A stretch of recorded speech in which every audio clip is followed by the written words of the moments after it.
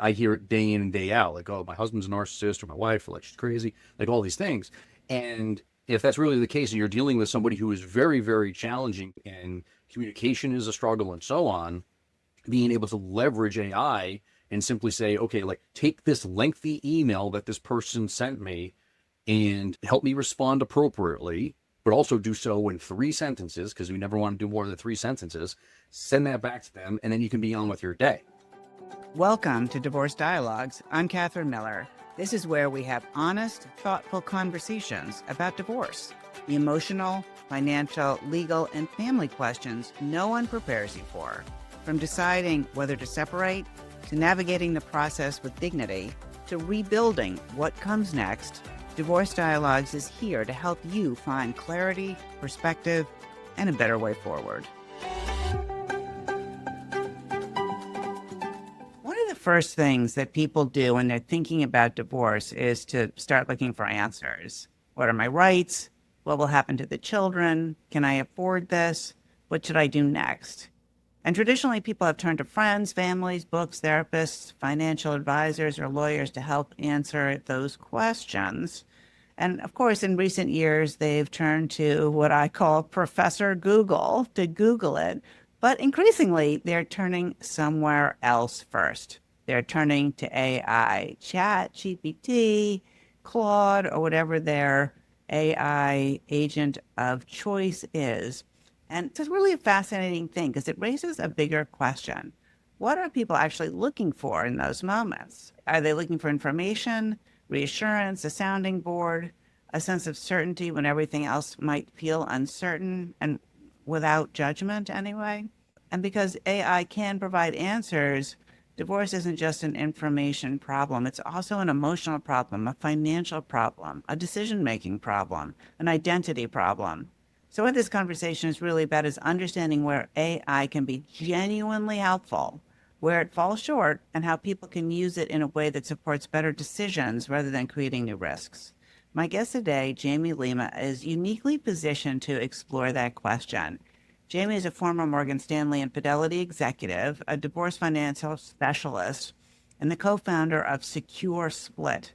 Through both professional work and his own personal experience with divorce, he's seen firsthand how technology is reshaping the way people seek support, information, and guidance during one of the most challenging transitions of their life. Today, we're talking about why people are turning to AI during divorce and before divorce, and what needs it's meeting, where it can help, and where it can lead people astray and into dangerous territory. Welcome, Jamie. It's such a pleasure to have you on the show. Thank you for having me. So, I know from your bio that you have experienced divorce personally, as have I, and you now work in both the divorce finance and also in legal technology. And I'm really curious about how your own experience has shaped the way that you think about AI as a support tool. Well, I wish AI was in existence when I was going through my own divorce almost 9 years ago now. I maybe would have went differently in a couple different ways. I feel like leveraging AI then would have helped take some of the emotion out of the equation. It would have helped me make some better decisions overall. Maybe I would have been more of an advocate for my situation and so on, but it didn't quite exist at that time. So definitely struggled along the way going through my own divorce in a few different areas. But had I had AI at the time and been able to leverage that as a knowledge base and a resource for me, I think things would have went a little bit differently. Well, I'm curious to hear you say that it would have taken some, and I think I'm quoting you saying, taken some of the emotion out of it. How do you think that would have helped or hurt? So we see this happen all the time, and especially in a lot of the divorce cases that I work, and you've probably seen this on your side as well. There's a lot of emotion that's involved in divorce, right? Like in very few cases that we come across are simply two people who want to uncouple because they've fallen out of love and they just want to go their separate ways and they want to be very friendly about the process. In my particular case, it was not amicable. It was very stressful. It was very challenging. And we hear the narcissist word being thrown around a lot, whether they're actually diagnosed as a narcissist or we just think these people are narcissists.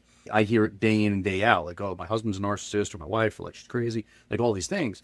And if that's really the case and you're dealing with somebody who is very, very challenging and communication is a struggle and so on, being able to leverage AI and simply say, okay, like take this lengthy email that this person sent me and help me respond appropriately, but also do so in 3 sentences, because we never want to do more than 3 sentences. Send that back to them, and then you can be on with your day. What I fell into the trap of is I get a long diatribe email on like all these things, go through the divorce, and the first instinct is I want to go reply back at the same level and go tit for tat. That's not the way to handle things. Right? And looking back, I see that, but when you're in the moment and you're feeling the heat, it's tough to take a pause, take a beat, and respond appropriately. Natural instinct is to fire back. But using AI to be able to respond and help you in your responses could be super, super helpful. Yeah, I think that's really a wise use of AI, because it's not like when you first said take the emotions out of it. Of course, you're emotional, right? This is an emotional thing. I mean, obviously, it's an emotional thing as well as a legal thing, a financial thing, a parenting. Like, there's a lot of feeling here. And I don't know that you can take that away, or that you should, because, of course, marriage and partnership is emotional, among other things. But this way of processing it without just like diving into the conflict, like what I call the conflict trap, where you're each trying to show the other person how right you are, as if that's possible, right, Jamie? As if you're ever, no matter any email you could ever send or get, is ever going to convince the other person, oh, you know what? I just didn't see it that way. Yeah. And they're just going to keep sucking you in, right? Like roping you in. They enjoy that. Like they enjoy that experience. It's really familiar, right? And so it feels comfortably uncomfortable or something like that. It's very familiar. We do this sometimes here in the firm, but I think so much better use of somebody's money to have Chat or Claude or something, or, an app that does this for you to help you bring it down to need to know, not responding. Obviously I see this differently than you, but is pick up at 2 or 3 on Saturday, right? It make it simpler. So obviously more people are turning to AI, and they're doing that during the divorce process, but also way before they ever contact a divorce professional. And so what do you think that they're really looking for in those first conversations with whichever agent they're choosing? It's different depending on the situation, right? I mean, some people are leveraging AI to organize their thoughts and get some information on how should I approach this. We have other people that have come to us that they've done some research on AI. They kind of already get an understanding of what might be at risk in the divorce from a financial perspective. I think it kind of runs the gamut. But one thing I want to hit on that you mentioned in the lead up to this conversation is, like people start with Google, right? Like people like find a divorce lawyer. How do I divorce my narcissist, ex-husband or whatever, right? The problem with leveraging AI in the same way that you leverage Google as a research is it's not designed that way, right? So AI is not designed to be just another search engine. And I think that's a huge mistake that a lot of people make, is not prompting it correctly. So if you're in the early stages of a divorce, it's not necessarily like, how do I get a divorce in Cleveland, Ohio? It's like, help me find the best divorce attorneys in the state of Ohio, specifically in Cleveland, Ohio, who have a 5-star rating on Lulu reviews and who have experience dealing in this space, and or maybe with small business owners. Like, you have to prompt it and give it much more information, so the responses back are much more valuable to you and much more accurate to your situation, right? And we can dive into this a little deeper if we want to, but the biggest mistake I make, especially people that are coming to me in the very early stages of the divorce, is the information they've received is not always accurate because they're not prompting AI in the way that they're supposed to. And they're just using it as another Google, and it's not how it's designed. It's obviously a very wise comment about the use of AI in general, but with regard to divorce and something that's so, for some people, shameful or emotional and scary, right?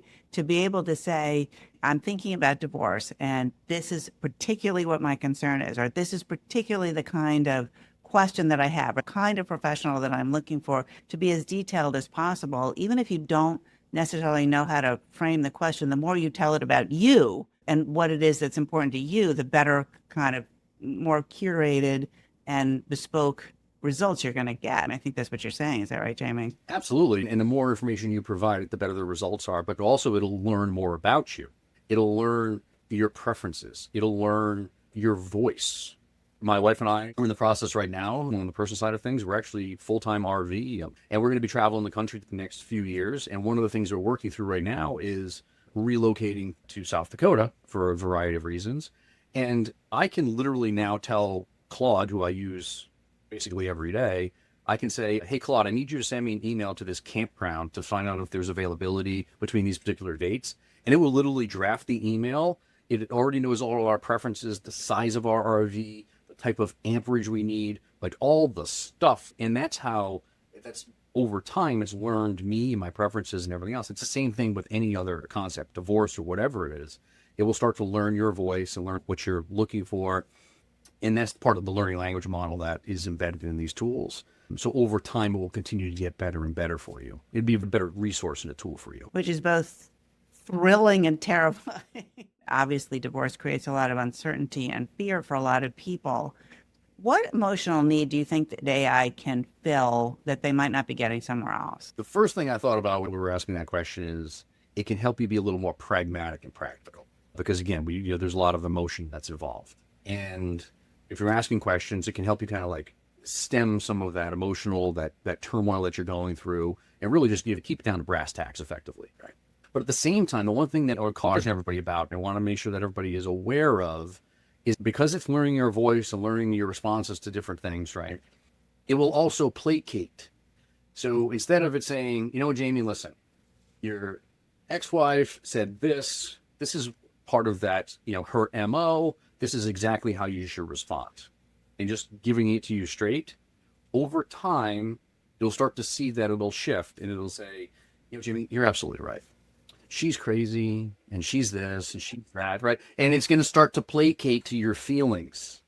You have to be aware of that and help try to redirect it. Like, listen, I appreciate that, Claude, but listen, I need you to just give me straight and redirect. And that's where, to your point about it being a little bit scary, it starts to learn your personality and we'll start, like, it happens all the time. Sometimes I'm just say something in Claude and I'm like, something is frustrating or like, I can't figure this thing out or whatever it is. And it'll want to try to like soothe me through it when that's not necessarily what you need either. So you've got to be aware of it. This is how I think of it. It's trying to make you happy, right? And that isn't always the best thing for you. Correct. And if it catches a mistake, so this actually happened to me yesterday, but I said, like, that doesn't really make any sense. Like, I'm not really sure why you responded that way. Oh, you're absolutely right. I'm sorry. That was my mistake. And it wasn't a small mistake. Yeah, no, exactly. And so it's always trying to make you happy and rectify the situation. Yeah, and in the law, you see this in the legal journals all the time, where it's made up a case or it's made up some evidence. It's gone through somebody's inbox and made up emails that weren't there. Stuff like that is really, really careful. And I think that people also consult with AI when they're considering or starting the divorce process and even in the middle of it on more factual things. So where do you think that AI can really help them feel more informed or prepared? The thing that we need to remember with AI is that you always want to ask for citations, specifically when it comes to things like the law. Brief example, and you may have heard of this, that there was a case here in California where an attorney was actually disbarred because the entire case brief that was presented to the courts was drafted by AI with a bunch of hallucinations and false citations.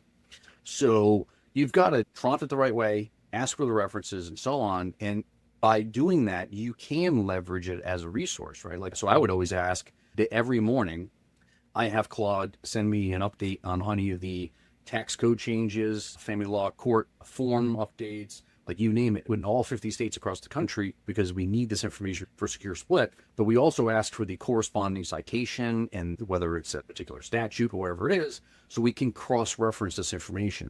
We can use it as a weapon, we can use it as a support system, but trust but verify. Anytime you use it in your case, it can be advantageous, but you still have to trust the information, but you want to verify it as well. Divorce Dialogues is brought to you by Miller Law Group. We believe divorce isn't just a legal process, it's a human transition. At Miller Law Group, we help people navigate divorce with dignity, clarity, and respect, focusing on conversations that lead to better outcomes for families. Learn more at miller-law.com. I found that sometimes, the tone is really off. Obviously, our clients and my colleagues' clients are going to Claude or Chat and checking what the right answer is all the time. And sometimes it'll come back super adversarial, when really that's not the right approach to take. And sometimes it comes back maybe a little more soothing, then is the right approach. So like there's some things about the tone and the timing and the strategy that it doesn't quite get right. But what are some examples of advice or guidance that you've seen AI, Claude, or whatever get actually right when it comes to divorce related questions from a client's perspective or somebody considering or going through divorce? I use AI a lot in some of the valuation calculations that we do. We do a lot of work, for example, in the state of Alaska, believe it or not, and we do a lot of pension valuations and work with some of the government plans that are there. And they're very complicated. And if you try to go through the supplemental plan description, the SPD book that all these plans have, you're talking about 60, 70, 80 pages worth of legalese. And it's very tough to disseminate sometimes. Like, does this client actually qualify for the pension? How long are they a part of the pension plan? Is this a different version of the pension plan than the one that exists now, and so on? And being able to get information on those types of things with the citations and references and so on, it makes the work a lot easier. But in many ways, it's a lot more accurate than having a human go through the documents, right? Unless you're an HR specialist and you had a hand in drafting these documents, forget about it. It's very, very tough to understand. So a lot of times when we have these particular cases, I'll feed it whatever information I have, obviously not any personally identifiable information for the client, but I'll give it the information like, hey, here's the plan, and here's the payment amount, here's the years of service, tell me more about the plan. And sometimes it crosses different types of plans, so it'll give me that information. That's just one example. I mean, there's 1,000 different examples, but in the more complicated, time-consuming stuff, it can really, really be beneficial. And if you're a divorce professional, attorney, mediator, financial analyst like myself, you can leverage it without giving, again, personally identifiable information to AI. It can make your work, your time much more efficient, and keep down the billable hours for the client as well. Where do you think that from a client's perspective, it's risky because AI creates a false sense of certainty that actually ultimately makes it harder for them? Well, this is where it goes back to the trust but verify. It starts to placate, the emotions that are involved and so on. It's like, okay, hey, Susie, don't worry. Everything's going to be okay. You're going to get $3,000 a month in alimony. You're going to get $3,000 a month in child support. Your expenses are this, and you're going to be everything's going to be copacetic. Then you get into the courtroom and you run these numbers and it's $1,000 a month and $800 in spousal support. And like, wait, what? What happened? I thought I was going to get $6,000 a month. Sometimes it overinflates the information. So again, just comes back to the trust but verify. I would not be using it to run calculations and give you estimates of what you're going to walk away from the divorce with and so on. Leave that to the professionals. Where it can really be a leverage point for you is helping with the emotional piece, managing, communicating with your attorney, right? You can use it as a way to say, okay, like, I just had a meeting with my attorney. Here are the 5 things they asked me for. Help me draft a nice succinct email back to the attorney, outlining the other questions that he or she had, whatever it is. But I think there are some areas of this that are still left to the professionals. Yeah. So, one thing that I have found is that clients sometimes will take something we've drafted, and I think they should be looking at everything that we draft because they're the ones who have to live with it, and running it through Claude and then coming back with all of these comments. If you were talking directly to a client here, the listener is a client working with an attorney, what do you think is the best way to use Claude or a similar something in that process of reviewing your lawyer's work and to get the best result? I would not be using it to poke holes in anybody's work, right? Because there's always going to be something. I mean, we see this happen a lot where people are like, well, like I provide them with an analysis of their whatever it is. And they're like, well, I'm going to go take this to somebody else and I'm going to ask them for a second opinion on it. Sure enough, that other person's going to have a second opinion. They're going to poke holes in it. And you can get a third, fourth, fifth opinion. And all you're going to do is just get more opinions, and you're never going to be able to make any decisions, and then just makes things more complicated. How I would be using it if I had to do it all over again is simply like, help me understand what this actually means. Because you're drafting these documents all day long, and it can be complicated. It can be, especially for those of us that don't have a legal background.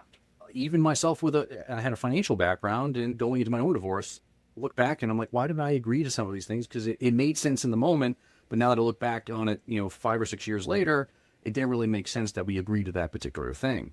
So being able to send it through and say, okay, like, help me understand what I'm signing here. Help me understand where my blind spots may be. Are there any additional questions that I need to ask Catherine? Just for clarifying. I don't want to come back and say, hey, Catherine, guess what? there's a statute over here that you missed, and you missed this period over here, and there's a T not crossed and an I not dotted over here. Like, that's like, what is that? That doesn't do anything. Doesn't help anybody. But I could come back and say, hey, Catherine, there was a, in paragraph, 20, you mentioned this particular thing. What does that really mean? It would help you with some clarifying questions, and just to make sure that you, at the end of the day, you understand what you're signing, because it's permanent. These are permanent decisions, right? Yeah.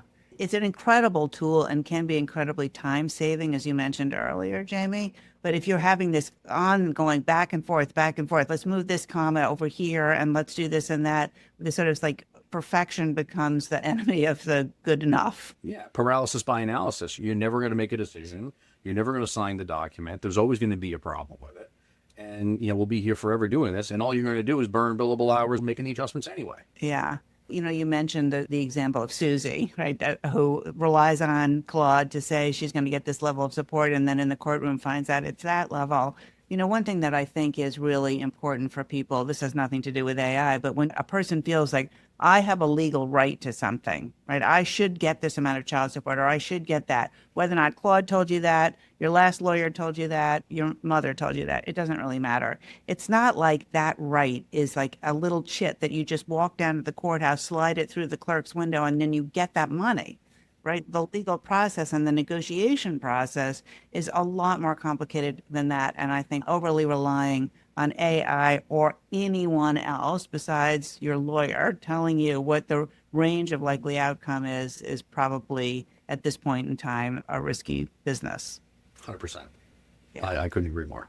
So do you have any guidance for the listener who's already using AI to help them navigate the divorce process? You've already said that check your citations. Are there any other best practices for using it wisely without, I don't know, maybe becoming addicted to it? I think it really just starts with the prompt. And we talked about this, in the early part of our conversation. The prompt is where everything starts, where you set the tone for the conversation, you set the tone for what it's going to deliver for you. Proper prompt is, you're my family law attorney, or you're my certified public accountant, or you're my financial analyst, like telling you what role to play. What is it I'm asking you to do by playing that role? What are my specific outcomes that I'm asking for? Citations, references, whatever it is. Like you want to make sure you have to feed it. You have to feed it. It's not just, I find a divorce attorney in Cleveland, Ohio. It's in Google. It's much more complicated than that. But once you get the hang of it, and there are times when I'm sitting here, I have my phone right here, I'm like, I'll just sit here and just prompt it, and it'll recognize your voice, and you do the voice prompt, and it's like, and sometimes it's a 2-minute, 3-minute prompt, and then I hit send and let it do its thing. I would encourage everybody to do that. The more information you can give it, the more questions you have, and like the more stuff that you're asking it to do at the outset, the better. Great. We're nearing the end of our time today, and I have just a couple more questions. And one is a question that I like to ask my guests that I call the reframe. The question I have for you about that is, what's one shift in thinking that you'd like people to make about the role AI should play during divorce? AI should not replace human professional advice. I say that not just because I'm in this space and I'm biased, but I've seen technology evolve over the years, right? Especially in the investing world. There was a point where we were constantly talking about free trades and digital trading and cryptocurrency and all these things that have come out over the years, and how that's going to like replace advisors that are out there. You no longer need a financial advisor because we have an AI version of that, right? Like that's the newest thing. But AI is never going to replace the human element, simply because that human interaction that we need to have as humans, right? Like being able to sit here face to face and have this conversation with you is certainly much more fruitful and beneficial for me, not only from an emotional perspective, but the information that I'm gleaning and the way that I'm learning, that all happens because of that human interaction. AI is not going to replace that human interaction. Even though we all have an AI avatar these days, and all the training that you see that's out there, like all these videos like on TikTok and whatnot, half the time my wife will scroll through social media every once in a while and I'm like, babe, it's AI. It's not real, right? They look so real, but I truly believe there's a human element here of being able to go, like walk into your office, sit down face to face with you across the desk, and really just have you shepherd me through the divorce process. That is invaluable. You cannot do that with AI. Yeah, the human energy. Yeah, exactly. Like I'm envisioning myself like going into your office and just talking about my case. You can't do that with the technology that's out there. So what's one thing that you wish that everyone knew or you wish I'd ask you about before just turning to AI for answers about their divorce? One thing I will leave listeners with is, and this is all due respect to folks like you and other attorneys that are out there, but relying on your attorney solely to get you through this experience and, using just AI or using AI in combination with your attorney, you're also missing the mark. I firmly believe in surrounding yourself with Team You as you're going through this experience and having a financial person like myself to help you through it, having a good therapist, having your religious leaders be there to support you, friends and family, like you name it, surrounding yourself with these people, because this is an experience. It takes a long time. It's very emotional. It's stressful, like all the things. One of the mistakes that I made in my own divorce was trying to keep those people away so they didn't have to get themselves involved in it. And it turned out to be, one of the bigger mistakes that I made in my own divorce. So not necessarily AI related, but in general, that's something that I think that listeners need to hear. 100% agree with that. Divorce affects you in every area of your life. It can't not. And so you should have an advisor, even if you don't talk to them every day or you talk to them once or twice. It doesn't matter. You'll have someone in your corner who can guide you and give you their perspective on their area of expertise. Jamie, thank you so much for being my guest on Divorce Dialogues. It's been truly a pleasure to have you. Thanks for having me. If this conversation was helpful, share it with someone who might need it. And if you're navigating divorce yourself, you'll find more resources and episodes at miller-law.com. Make sure to subscribe wherever you get your podcasts.